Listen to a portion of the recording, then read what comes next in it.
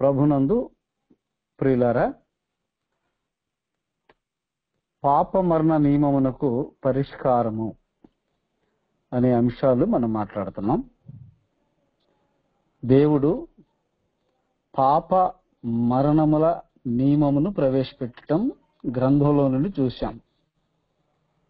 పాపము చేసిన మనిషి, స్త్రీ అయినా పురుషుడైనా ఎవరైనా చనిపోతాడు, చనిపోవాలి అనే నియమాన్ని పెట్టిన దేవుడు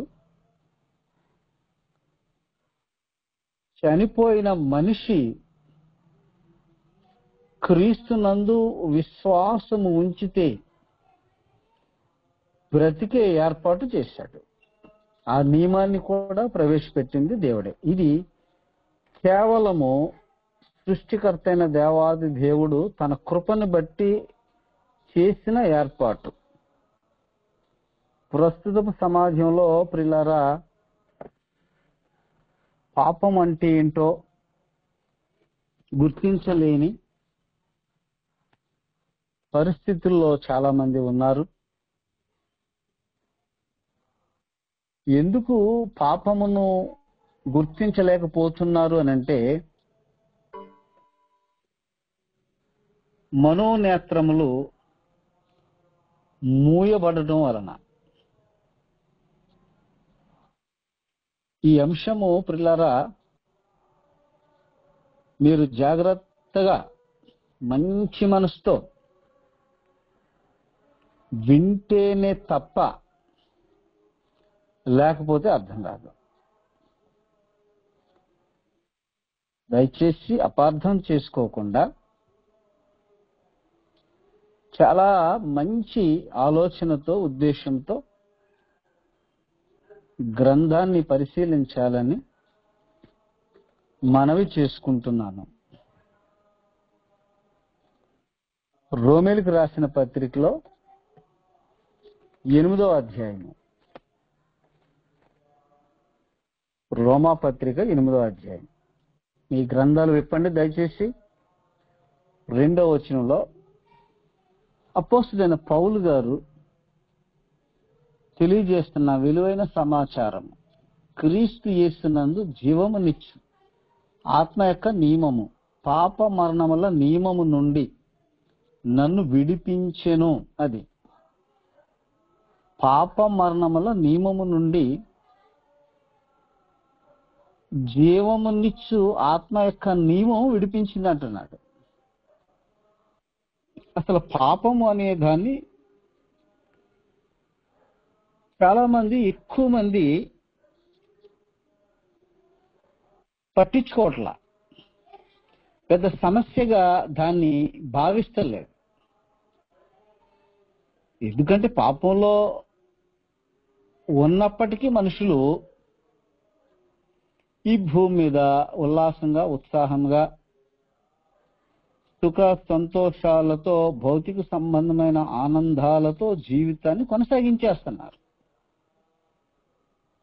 వారికి ఉన్నటువంటి ధనాన్ని బట్టి కానివ్వండి, ఆస్తులను బట్టి కానివ్వండి, భౌతిక సంబంధమైన ఐశ్వర్యమును బట్టి కానివ్వండి, ఉద్యోగాన్ని బట్టి కానివ్వండి, బిడ్డలను బట్టి కానివ్వండి, సుఖ సంతోషాలతో మనుషులు జీవిస్తున్నారు. అందువల్ల పెద్ద సమస్య ఉన్నది అని గుర్తించడానికి ఇవన్నీ కూడా ఆటంకంగా ఉన్నవి. మనిషికి, ప్రియ సహోదరి సహోదరులారా, శరీర సంబంధమైన రోగము ఎంతున్నా పర్వాలేదు, కానీ ఆత్మ సంబంధమైన రోగము అంటే పాపము ఉంటే అంటే ఉన్నది, పాపములోనే ఉండి చనిపోతే పరలోకం వెళ్ళరు. ఇది చాలా పెద్ద సమస్య. ఆ పరలోకం వెళ్ళకపోతే, పరలోకము వెరీ గుడ్ అలా పెట్టండి బ్రదరు. రెఫరెన్స్ చాలా బాగా పెట్టారు ఎవరు బ్రదరు, స్క్రీన్ మీదకి వచ్చింది. చాలా చక్కగా అలా చూసి బాగా చదవచ్చు. రెఫరెన్స్ చెప్పగానే స్క్రీన్ మీదకి వచ్చేలాగా పెట్టండి. పాపం అనేది చాలా పెద్ద సమస్య అండి.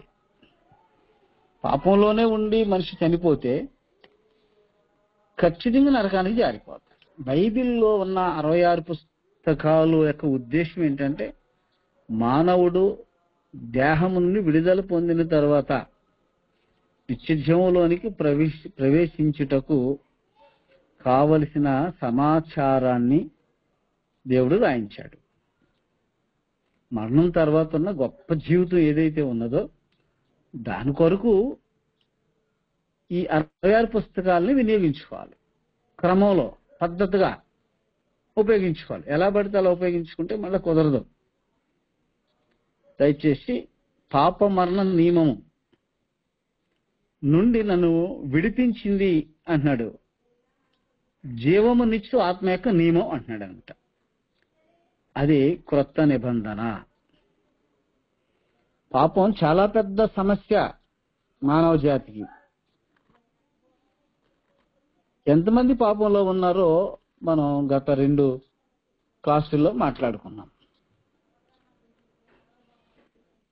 పాపంలోనే ఉండి చనిపోతే యేసుక్రీస్తు వెళ్ళిన చోటికి ఎవరు వెళ్ళలేరు అనేది క్లియర్. యేసుక్రీస్తు వారే యోహాను గారు రాసిన సువార్త రచనలో మనం 8వ అధ్యాయము 21 నుండి 24 వచనాలు చదువుదాం. మరి ఒకప్పుడు ఆయన అంటే యేసుక్రీస్తు నేను వెళ్ళిపోవచ్చున్నాను, మీరు నన్ను వెదుకుదురు కానీ మీ పాపములోనే ఉండి చనిపోదురు, నేను వెళ్ళు చోటికి మీరు రాలేరని వారితో చెప్పాను. అంటే పాపంలోనే ఉండి చనిపోతే యేసుక్రీస్తు వారు వెళ్లే చోటికి ఎవడో కూడా వెళ్ళడు. అందుకు యూదులు 22వ వచనం, అందుకు యూదులు నేను వెళ్ళు చోటికి మీరు రాలేరని ఈయన చెప్పుచున్నాడే, తన్ను తానే చంపుకొనునా అని చెప్పుకొని చుండెరి. అప్పుడు ఆయన, మీరు క్రింది వారు, నేను పైనుండి వాడను. మీరు ఈ లోక సంబంధులు, నేను ఈ లోక సంబంధుడను కాను. కాగా మీ పాపములోనే ఉండి మీరు చనిపోదురని మీతో చెప్పి తిని. అర్థమవుతుందండి? బాగా వినాలి, జాగ్రత్తగా వినాలి, జాగ్రత్తగా మనసు పెట్టండి. మనసు చక్కగా కేంద్రీకరించి వాక్యం మీద యోహాను సువార్త 8వ అధ్యాయం 21, 22, 23 వచనాలు చదువుతున్నాం. 21 నుండి 24 వచనాల వరకు మనం చదువుకుంటున్నాం. చక్కగా వచ్చిందండి, రిఫరెన్స్ వచ్చింది స్క్రీన్ మీద, మళ్ళా వెళ్ళిపోయింది. అది స్టాండర్డ్గా ఉండేలా చూడండి, అవకాశం ఉంటే దయచేసి స్క్రీన్ మీద ఉండేలాగా ప్రయత్నం చేయండి. ఇక్కడ ఒక విషయం ఏంటంటే, నేను పైనుండి వాడను, మీరు ఈ లోక సంబంధులు అన్నాడు కదా. నేను ఈ లోక సంబంధుడను కాను అన్నాడు. అంటే ఏ పాపము చెయ్యని యేసుక్రీస్తు వారు పరసంబంధి, అది చెప్తున్నాడు. పైనుండి వాడను అని అంటే పాపక్షమాపణ పొందుకున్న ప్రతి ఒక్కరు కూడా పైనుండి వారే. మన పౌరస్థితి పరలోకమందుంది అంటాడు ఫిలిప్పీ పత్రికలో పౌలు గారు. అర్థమవుతున్నాయి కదా? 24వ వచనంలో, కాగా మీ పాపములోనే ఉండి మీరు చనిపోదురని మీతో చెప్పి తిని, నేను ఆయనని మీరు విశ్వసించని ఎడల మీరు మీ పాపంలోనే ఉండి చనిపోదురని వారితో చెప్పాను. అంటే దయచేసి పిల్లారా, యేసువారు ఎవరని విశ్వసించాలో దేవుడు నిశ్చయించాడో, దేవుడు నిర్ణయించాడో, యేసుని ఏమని విశ్వసించాలో విశ్వసించని వారికి పాప మరణ నియమముల యొక్క పరిష్కారము జరగదు. బాగా వినాలి, జాగ్రత్తగా వినాలి. అర్థమవుతుందండి? నేను ఆయనని మీరు విశ్వసించని ఎడల. ఏమంటే ఇలాంటి విషయాలు మత శాఖల్లోనికి ఎక్కువగా వెళ్ళాలండి. నామకార్థపు క్రైస్తవ్యంలోనికి ఇలాంటి విషయాలు బాగా వెళ్ళాలి. ఎందుకంటే నేను ఆయనని మీరు విశ్వసించని ఎడల, అంటే నేను ఆయనను మీరు విశ్వసించాలి అంటే తండ్రి అయిన దేవుడే యేసుక్రీస్తు వారు అని విశ్వసించాలి అనే బోధ చేస్తున్నారు రెవరెండ్లు, బిషప్లు, పెద్ద పెద్ద అంతర్జాతీయ ప్రసంగికులు. ఇదిగండి ఈ మధ్యకాలంలో ఇంటర్వ్యూలు జరుగుతున్నాయి, చాలా ఇంటర్వ్యూలు జరుగుతున్నాయి. ఆ ఇంటర్వ్యూలో ప్రతి ఒక్కడు కూడా యేసు దేవుడు, యేసు దేవుడు, యేసు దేవుడు అని ఘంటాపాదంగా చెబుతున్నారు. అన్యజనుల యొక్క ప్రశ్నలకు వీళ్ళు దొరికిపోతున్నారు. దయచేసి ప్రియ మిత్రులారా, సహోదరి సహోదరులారా, ఇలాంటి విలువైన క్రమాన్ని మీరు బాగా నేర్చుకోవాలి. దీని ప్రజల్లోనికి తీసుకువెళ్ళాలి. నేను ఆయననని ఎవరని విశ్వసించాలని అంటున్నాడైనా? ఎవరని విశ్వసించాలని దేవుడు నిర్ణయించాడో, నిశ్చయించాడో ఆయనని విశ్వసించాలి. లేకపోతే ఏం జరగదంటే పాప క్షమాపణ జరగదు. పాప క్షమాపణ జరగకపోతే పాపంలోనే ఉంటారు, పరలోకం వెళ్ళరు. అది దయచేసి పాప మరణ నియమముల నుండి విడిపించే నియమం ఒకటి ఉంది. అది క్రీస్తు యేసునందు ఉంచే ఆత్మ యొక్క నియమము. క్రీస్తు యేసునందు జీవమునిచ్చు ఆత్మ యొక్క నియమము అన్నాడు. అర్థమవుతున్నాయి కదండి? ఈ జీవమునిచ్చు ఆత్మ యొక్క నియమం ఏంటంటే క్రొత్త నిబంధన. క్రొత్త నిబంధన దేవుడు ప్రవేశపెట్టాడు ప్రియులారా. ఈ క్రొత్త నిబంధన నియమాన్ని అనుసరించి ఎవరైతే విశ్వసిస్తారో వారికి పాపక్షమాపణ జరిగిద్ది. అర్థమవుతుందండి? పాత నిబంధన రక్తంతోనే దేవుడు స్థాపించాడు. క్రొత్త నిబంధన కూడా ప్రియ సహోదరి సహోదరులారా, దేవుడు ఏమండి రక్తంతోనే స్థాపించాడు. అయితే పాత నిబంధనలో రక్తము ఎడ్ల యొక్కయు పశువుల యొక్కయు రక్తము. క్రొత్త నిబంధన యొక్క రక్తమునకు వినియోగించినటువంటి రక్తము ప్రభువైన యేసుక్రీస్తు వారి యొక్క రక్తము. ఇది అమూల్యమైన రక్తము. ఆ రక్తము అమూల్యమైన రక్తం ప్రియులారా.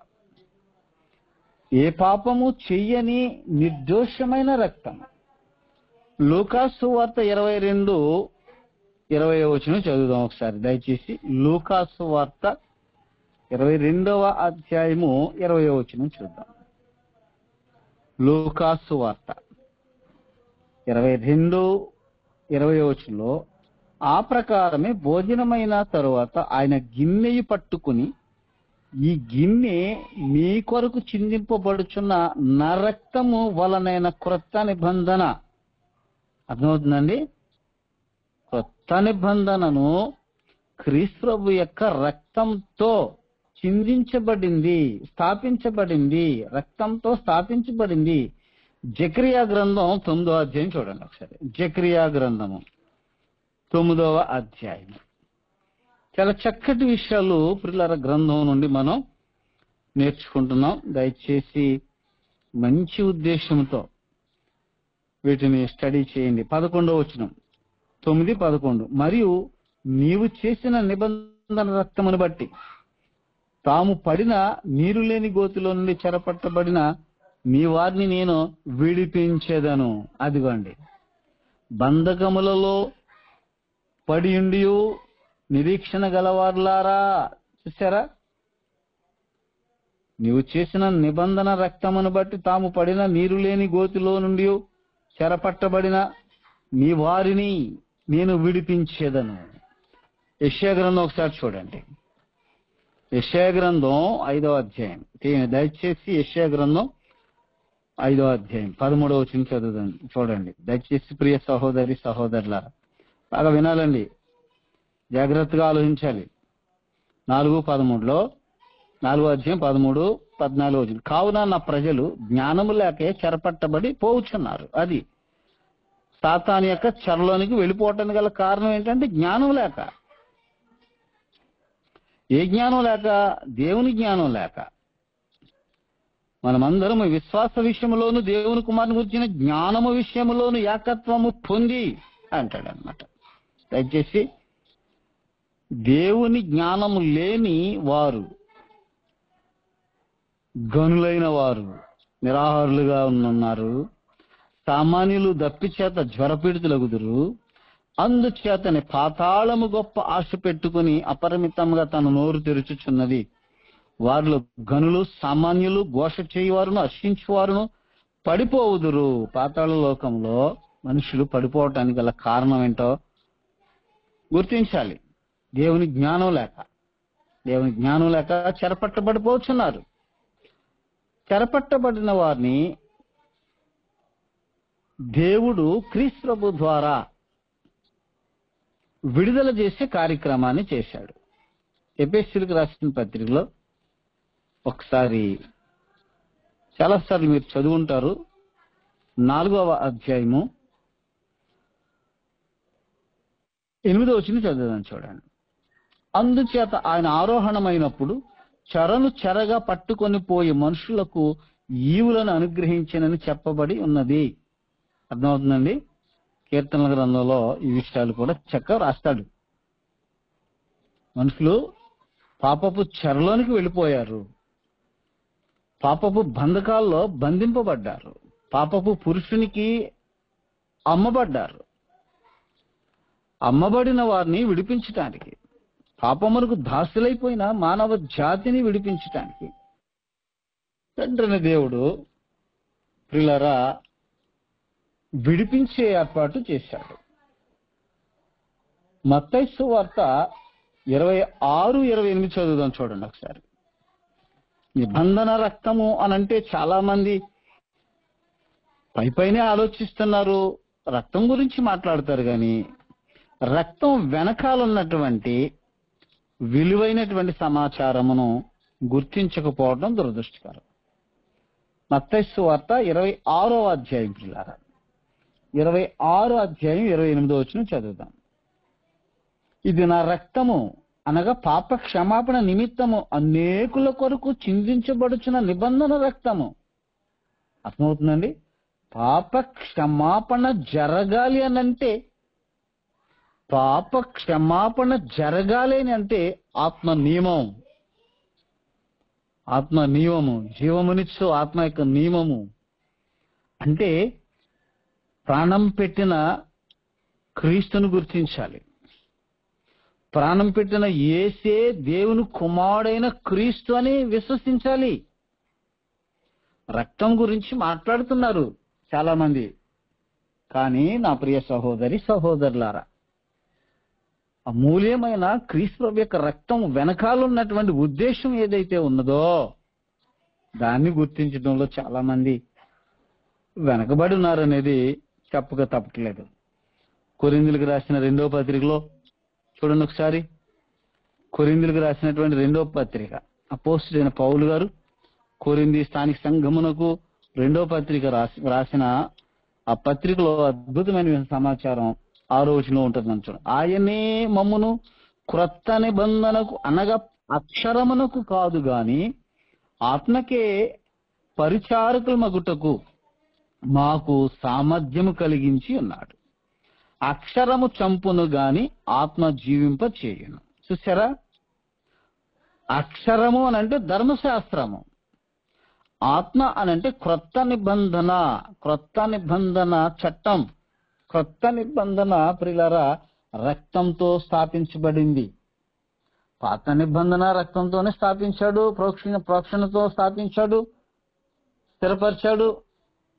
అయితే ఎడ్ల యొక్కయు పశువుల యొక్కయు రక్తముతో పాత నిబంధన స్థిరపరిచాడు, స్థాపించాడు.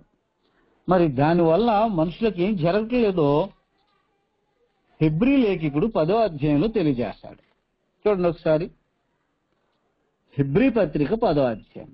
ధర్మశాస్త్రము రాబోచున్న మేళ్ళ ఛాయగలదియే గాని ఆ వస్తువుల నిజస్వరూపము గలది కాదు. గనుక ఆ యాజకులు ఏటాట ఎడతెగకుండా అర్పించు ఒక్కటే విధమైన బలులు వాటిని తెచ్చు వారికి ఎన్నడను సంపూర్ణ సిద్ధి కలుగ చేయ నేరవు. అలాగూ చేయగలిగిన ఎడల సేవించు వారు ఒక్కసారి శుద్ధపరచబడిన తరువాత వారి మనస్సాక్షికి పాపజ్ఞప్తి ఇకను ఉండదు. గనుక వాటిని అర్పించుట మానుదురు గదా. అయితే బలులు అర్పించుట చేత ఏటాట పాపములు జ్ఞాపకమునకు వచ్చుచున్నవి. ఎలయనగా ఎడ్ల యొక్కయు మేకల యొక్కయు రక్తము పాపములను తీసివేయట అసాధ్యము. అర్థమవుతుందండి? ఎడ్ల యొక్కయు మేకల యొక్క రక్తము పాపములను తీసివేయట్లేదు, అసాధ్యం అన్నాడు అనమాట. అందువల్ల అమూల్యమైన రక్తము అంటే ప్రభుని యేసుక్రీస్తు వారి యొక్క రక్తము, ఆయన ఏ పాపము చెయ్యని నిర్దోషిగా పవిత్రుడిగా ఉండి అందరూ అనుభవించవలసినటువంటి శిక్షను ఆయన అనుభవించాడు. అందరికి విధించవలసినటువంటి శిక్షను దేవుడు ఆయనకు విధించాడు. ఎవరైతే ఆయన కొరకు బ్రతకాలని నిర్ణయం తీసుకుంటారో వారికి వర్తిస్తుంది. ఎవరైతే యేసు దేవుని కుమారుడైన క్రీస్తు అని విశ్వసిస్తారో వారికి వర్తిస్తుంది. ఒకసారి 3వ వచనం చదువుదాం చూడండి. రోమాపత్రిక 8వ అధ్యాయం, రోమిలకు రాసిన పత్రిక 8వ అధ్యాయం 3-4 వచనం చదువు. శరీరమును అనుసరింపక ఆత్మను అనుసరించి నడుచుకొను మనయందు ధర్మశాస్త్ర సంబంధమైన నీతి విధి నెరవేర్చబడవలెనని పాప పరిహారము నిమిత్తము దేవుడు తన సొంత కుమారుని పాప శరీర ఆకారముతో పంపి ఆయన శరీరమందు పాపమునకు శిక్ష విధించెను. ఆయన శరీరమందు మనిషి యొక్క పాపమునకు శిక్ష విధించాడు పరలోకమందున్న దేవుడు. ఇది ఎవరికి వర్తిస్తుంది ప్రియ సహోదరి సహోదరులరా? ఎవరైతే క్రీస్తుని ప్రభువుగా తమ హృదయాలలో ప్రతిష్ఠించుకుంటారో, యేసు దేవుని కుమారుడైన క్రీస్తు అని విశ్వసిస్తారో, యేసు ప్రభు అని నోటితో ఒప్పుకొని హృదయములో దేవుడు ఆయనను లేపెనని హృదయమందు విశ్వసిస్తారో వారు రక్షించబడతారు. వారు పాప మరణ నియమముల నుండి విడుదల పొందుతారు. అంటే పాప క్షమాపణ జరిగిద్ది. పాప క్షమాపణ జరిగిన వారు పాప మరణ నియమముల నుండి విడుదల పొందుతారు ప్రియులారా. ఇక వారి మీద మరణ ప్రభుత్వము ఏలుబడి చేయదు. అర్థమవుతున్నాయి కదండి? మరణ ప్రభుత్వము ఏలుబడి చేయదు. దేవ ప్రభుత్వంలోనికి ప్రవేశించిన తర్వాత ఇక మరణ ప్రభుత్వం ఏలుబడి అనేది ఉండదు. దయచేసి అర్థం చేసుకోవడానికి ప్రయత్నం చేయండి. చక్కటి క్రమాన్ని పరలోకమందున్న దేవుడు గ్రంథంలో వ్రాయించాడు. దేవుని యొక్క ప్రణాళికను సంకల్పమును అనుసరించి విశ్వాసము, మారుమనస్సు, బాప్తిస్మము కార్యక్రమాలు జరిగితే పాప మరణ నియమము నుండి ప్రతి మనిషి విడుదల పొందుతాడు. చూడండి ఒకసారి, పాప క్షమాపణ జరగాలంటే అపోస్తుల కార్యములు 2వ అధ్యాయము 36, 37, 38 వచనాలు చదువుదాం. మీరు సిలువ వేసిన ఈ యేసునే చూసారా దేవుడు ప్రభువుగాను క్రీస్తుగాను నియమించాను. ఇది ఇశ్రాయేలు వంశమంతయు రూఢిగా తెలుసుకొనవలని చెప్పాను.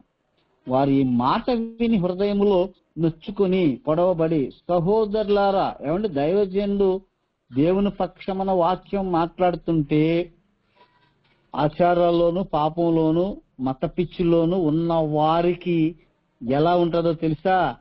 పొడవబడినట్టుగా ఉండాలి, గుచ్చుకోవాలి, నొచ్చుకోవాలి. అది ఇక్కడ జరిగినటువంటి కార్యక్రమం. అయితే సహోదరులారా మేమేమి చేతుమని పేతురును కడమ అపోస్తులను అడుగగా, పేతురు మీరు మారు మనసు పొంది పాప క్షమాపణ నిమిత్తము ప్రతివాడును యేసుక్రీస్తు నామమున బాప్తిస్మము పొందుడి, అప్పుడు మీరు పరిశుద్ధాత్మను వరమును పొందుదురు.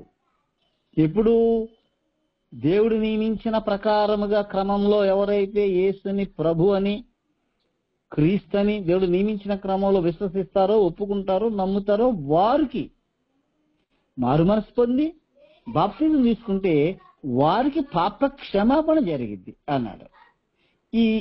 ఈ వాగ్దానము అంటే పాప క్షమాపణ జరిగే వాగ్దానము, పరిశుద్ధాత్మని వరమును పొందుకునే ఈ వాగ్దానము అర్థమవుతుందండి. ఎవరెవరికో చెప్తున్నాడు. ఈ వాగ్దానము మీకును మీ పిల్లలకును. ఎవరు వారు? ఇశ్రాయేలు జాతి 12 గోత్రాల వారికి సంబంధించింది. ఫస్ట్ అర్థమవుతుందండి. క్రొత్త నిబంధన ఎవరితో చేశాడు తెలియాలండి. పాత నిబంధన ఎవరితో చేశాడో క్రొత్త నిబంధన కూడా వారితోనే చేశాడు. అంటే ఇశ్రాయేల్ జాతితోనే చేశాడు. చూడండి ఒకసారి. ఇర్మియా గ్రంథంలో 31వ అధ్యాయం 31వ వచనం. ఇదిగో నేను ఇశ్రాయేల్ వారితోను యోధా వారితోను క్రొత్త నిబంధన చేయు దినములు వచ్చుచున్నవి. ఇది యెహోవా వాక్కు. ఇదే యెహోవా వాక్కు. ఎవరితో చేశాడండి? ఇశ్రాయేల్ వారితో యోధా వారితో. అంటే దక్షిణ సామ్రాజ్యంలో ఉన్నవారు ఉత్తర సామ్రాజ్యంలో ఉన్నవారితో చేశాడు. మరి అన్యజనులకి ఎలా వర్తిస్తుంది ఇది? ఈ వాగ్దానం అన్యజనులకి ఎలా వర్తిస్తుంది? అర్థమవుతుందండి? దయచేసి ప్రియులారా, అన్యజనుల యొక్క విశ్వాసం గురించి కూడా దేవుడు అనాది కాలంలోనే ఎదిగండి ఏర్పాటులో చక్కటి క్రమాన్ని తెలియజేశాడు. చూడండి, రోమిలికి రాసిన పత్రిక 16వ అధ్యాయము 25, 27 వచనాలు చదువుదాం. సమస్తమైన అన్యజనులు విశ్వాసమునకు విధేయులగునట్లు అనాది నుండి రహస్యముగా ఉంచబడి, చూసారా, సమస్తమైన అన్యజనులు విశ్వాసమునకు విధేయులగునట్లు అనాది నుండి రహస్యముగా ఉంచబడి ఇప్పుడు ప్రత్యక్షపరచమైన మర్మము నిత్యదేవుని ఆజ్ఞ ప్రకారము ప్రవక్తల లేఖనముల ద్వారా వారికి తెలుపబడి ఉన్నది. అర్థమవుతున్నాయి కదండి? అన్యజనులు కూడా యేసుని దేవుని కుమారుడైన క్రీస్తు అని విశ్వసిస్తే వారికి ఏం జరిగిద్దంటే పాప క్షమాపణ జరిగిద్ది అనే విషయాలు పిల్లల దేవుడు రహస్యంగా ఉంచాడు కొంతకాలం. అర్థమవుతున్నాయండి? రోమాపత్రికలోనే 3వ అధ్యాయము 29వ వచనం చదువుతాం. చూడండి, దేవుడు యూదులకు మాత్రమే దేవుడా? అన్యజనులకు దేవుడు కాడా? అవును, అన్యజనులకును దేవుడే. దేవుడు ఒక్కడే గనుక ఆయన సున్నతి గలవారిని విశ్వాస మూలముగాను, సున్నతి గలవారు ఎవరు? ఇశ్రాయేలు వారు, యోధా వారు. సున్నతి లేని వారిని అంటే ఎవరో అన్యజనులు విశ్వాసము ద్వారాను నీతిమంతులుగా తీర్చును. పాప మరణ నియమముల నుండి విడిపించే ఏర్పాటు విశ్వాసము. యేసుక్రీస్తు వారి యొక్క శిలువ మరణం మీద, పునరుద్ధానం మీద ఆధారపడి ఉంది. చూడండి ఒకసారి, కొరింథీయులకు రాసినటువంటి మొదటి పత్రిక 15వ అధ్యాయము 17వ వచనం చదువుతాం. క్రీస్తు లేపబడని ఎడల మీ విశ్వాసము వ్యర్థమే. అదిగండి, క్రీస్తు లేపబడని ఎడల. ఏమండి? అందుకే అపవాది అనేవాడు ముస్లిం సహోదరులను వినియోగించుకొని యేసుక్రీస్తు వారు మరణించలేదు, అది మీ బైబిల్లోనే చాలా వచనాలు ఉన్నాయని, మరణించకుండా దేవుని పని చేశాడు అని ముస్లిం సహోదరులను ఉపయోగించుకొని యేసుక్రీస్తు వారి యొక్క శిలువ మరణం పైన దెబ్బ కొట్టే కార్యక్రమం వాడు కొంతకాలం మన తెలంగాణ, ఆంధ్ర రాష్ట్రాల్లో కూడా ప్రయత్నం చేశాడు చాలా వరకు. అర్థమవుతుందండి? క్రీస్తు లేపబడని ఎడల మీ విశ్వాసము వ్యర్థమే అన్నాడు. లేపబడిన క్రీస్తు యందు విశ్వాసం ఉంచిన వారికి పాప క్షమాపణ జరిగిద్ది. యేసుని దేవుడు అనేవాడు ఆయన మరణాన్ని ఒప్పుకోవట్లేదు, ఆయన పునరుద్ధానమును కూడా ఒప్పుకోవట్లా. వాడికి తెలియకుండానే చేసే గొప్ప నేరం. ఎందుకంటే దేవుడు అంటే పుట్టడు, మరణించడు. దేవునికి పుట్టుక చావులుండవు. ప్రియ సహోదరులారా, మిత్రులారా, ఒక్కడే దేవుడు అనే విషయంలో చక్కటి మరి ప్రయాసపడుతున్నటువంటి మరి గ్రూపులో ఉన్నటువంటి సహోదరులందరికీ నేను ప్రత్యేకమైనటువంటి అభినందనలు, శుభములు తెలియజేస్తాను. చాలా కష్టపడుతున్నారు, చాలా ప్రయాసపడుతున్నారు. మనమంతా ఒక్కడే దేవుడు అని ప్రకటించే విషయంలో చాలా మందిని మనం కోల్పోయాం. చాలా మంది మన నుండి దూరం అయిపోయారు, మనం ప్రేమించేవారు కూడా. అలాగే మీకు కూడా అలాగే జరిగింది, జరుగుతూనే ఉంది. అయినా నిలబడుతున్నాం. నిలబడటానికి పరలోకమందున్న దేవుడు గొప్ప ధైర్యాన్ని మీకు ఇంకను అనుగ్రహించాలని నేను దేవుడిని నిత్యము ప్రార్థిస్తూనే ఉంటాను. ఒక్కడే దేవుడు అనే నినాదం ప్రియమిత్రులారా, సహోదరులారా, ఖచ్చితంగా ప్రతి తెలుగు మనిషికి వెళ్ళాలి. వారు అంగీకరిస్తారా లేదా అనేది ప్రక్కన. ఒకవేళ ఒక్కడే దేవుడు అనే విషయంలో ఎవరైనా మిమ్మలను గాని మన గ్రూపును గాని డిబేట్కి ఆహ్వానిస్తే నేను వస్తాను, ఖచ్చితంగా మీరు జ్ఞాపకం పెట్టుకోండి. ఒక్కడే దేవుడని నిరూపించడానికి ఎంత దూరమైనా ఎక్కడికైనా దేవుని పక్షాన రావటానికి సిద్ధంగా ఉన్నాను పిల్లల. యేసుని దేవుడు అని వారు అపార్థం చేసుకోవటానికి కావలసిన విషయాలు ఏవైతే ఉన్నావో వాటన్నింటి విషయంలో వారి ఆసక్తిని బట్టి తప్పకుండా చక్కటి సమాచారం వారికి ఇవ్వటానికి ప్రయత్నం చేద్దాం. ప్రయాసపడండి. ఒక్కడే దేవుడు అనేటువంటి నినాదాన్ని అద్భుతంగా, జ్ఞానముగా, ఓర్పు సహనంతో ప్రకటించండి. ఎందుకంటే ప్రియులారా, యేసు దేవుని కుమారుడైన క్రీస్తు అనే విశ్వాసం లేని వారు పాపంలోనే ఉంటారు, పాప క్షమాపణ జరగదు. యేసుని దేవుని కుమారుడని విశ్వసించని వాడు, అంగీకరించని వాడు, నమ్మని వాడు దేవుని ఉగ్రతలో ఉంటాడు. ఎంత క్లియర్ గా ఉన్నాయో చూడండి. 1 కొరింథీ పత్రిక 15వ అధ్యాయము 17వ వచనం చదువుతున్నాం. క్రీస్తు లేపబడని ఎడల మీ విశ్వాసము వ్యర్థమే. అదిగో, అంటే లేపబడిన యేసే క్రీస్తని విశ్వసించాలి. అప్పుడు పాప క్షమాపణ జరిగింది. క్రీస్తు లేపబడని ఎడల మీ విశ్వాసము వ్యర్థమే, మీరు ఇంకనూ మీ పాపములోనే ఉన్నారు. పాపంలోనే ఉన్నవాడు పరలోకం ఎలా వెళ్తాడు? దయచేసి ప్రియ సహోదరి సహోదరులారా, చాలా అమూల్యమైన విశ్వాసం ఇది.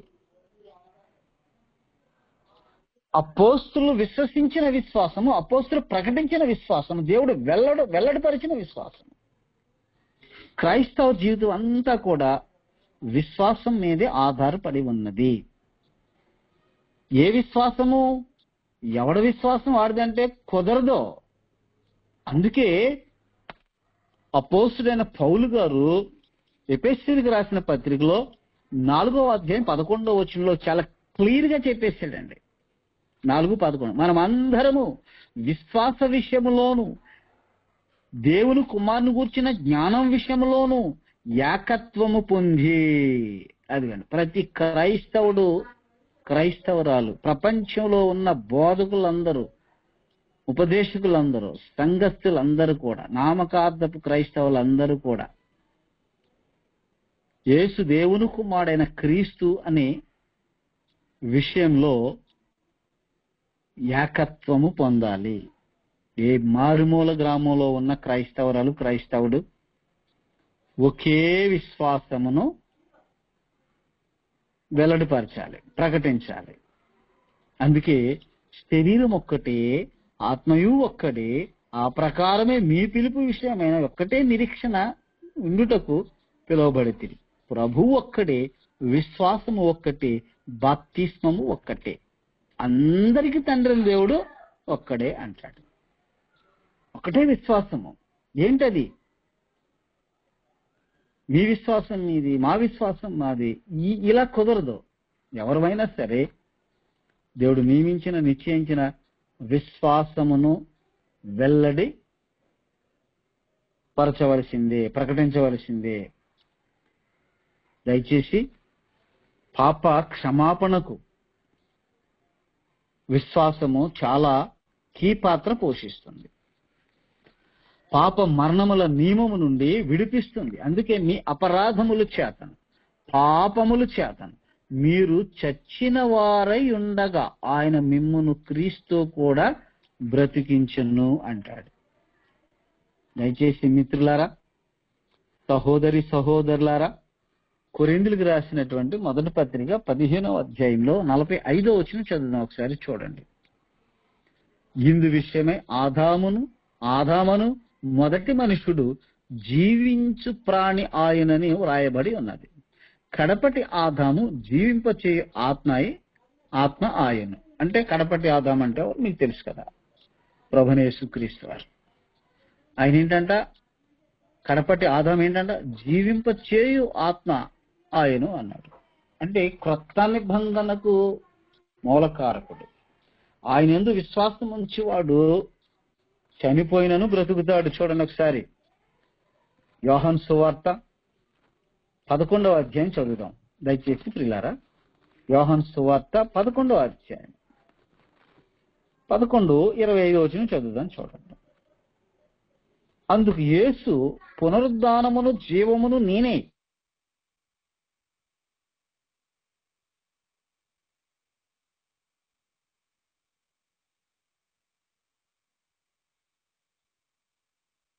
నమ్ముచున్నావా అని ఆమెను అడిగాను. అర్థమవుతుందండి. ఆమె, అవును ప్రభువా, నీవు లోకమునకు రావలసిన దేవుని కుమారుడైన క్రీస్తు అని నమ్ముచున్నానని ఆయనతో చెప్పాను.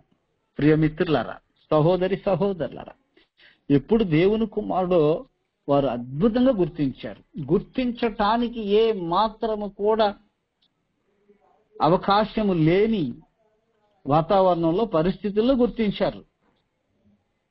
ఇప్పుడైతే ఆయన ఎప్పుడు దేవుని కుమారుడయ్యాడో, ఎప్పుడు దేవుని కుమారుడిగా అంగీకరించబడ్డాడో, ఏలైనగా నీవు నా కుమారుడువు, నేడు నేను నీ కంటిని అని లేఖనాల్లో ఇప్పుడు రాయబడిన ప్రకారం అయితే ఆ నేడు అనేది దేనికి సంబంధించిందో బాగా చదివితే మనకు అర్థమవుతాయి.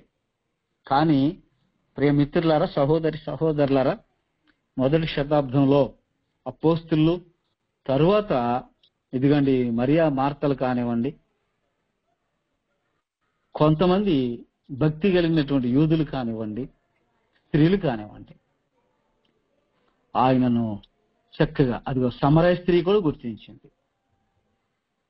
ఎప్పుడు దేవుని కుమారుడు గుర్తించి వారి యొక్క విశ్వాసమును వెల్లడిపరిచారు.